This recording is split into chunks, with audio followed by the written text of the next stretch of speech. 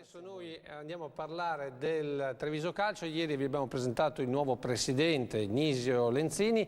Oggi invece abbiamo raggiunto quello che doveva essere il patron, almeno fino alle elezioni, del Treviso Calcio, ovvero Massimo Zanetti, che ha confermato sarà uno degli sponsor principali di questa nuova compagine. Poi si è un po' stupito dell'affitto che ha chiesto il sindaco Manildo per il tennis. 120.000 euro all'anno sono veramente tanti per una società che giocherà praticamente tra i dilettanti. Ma sentiamo l'intervista che abbiamo realizzato.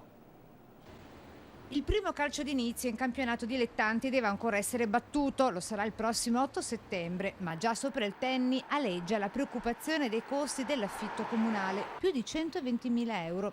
Il sindaco Manildo non avrebbe nemmeno dovuto chiederli, così raggiunto al telefono mister Zanetti, neosponsor della nuova ACD Treviso. È una cosa che mi lascia un po' perplesso, avrebbero fatto bene mettersi una mano sulla coscienza, diciamo, a livello comunale, cercare di abbassarla questa cifra, se non addirittura toglierla. Per il sindaco però l'affitto di fatto sarebbe pari a 50.000 euro, considerato che il resto della cifra arriverebbe dalle entrate dei nuovi eventi ospitati dal tennis, visto il suo futuro utilizzo anche come arena per concerti, spettacoli di teatro, danze e programmazioni che dai bastioni verrebbero spostati lungo via Ugo Foscolo.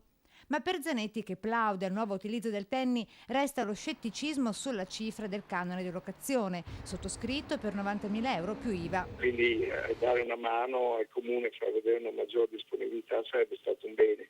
Per quel che riguarda di riattivare i tennis con altre attività, io adesso non ho ben presente lo stadio come sia gli spazi che può avere a disposizione, ma se Lenzini ha detto così avrà le sue buone ragioni, penso che sia una cosa valida. Dubbi a parte, la gioia sulla rinascita del nuovo Treviso Calcio. Sono felice, è una bella notizia, era quello che speravo e che mi auguravo che ci fosse qualcuno che prendesse in mano la situazione.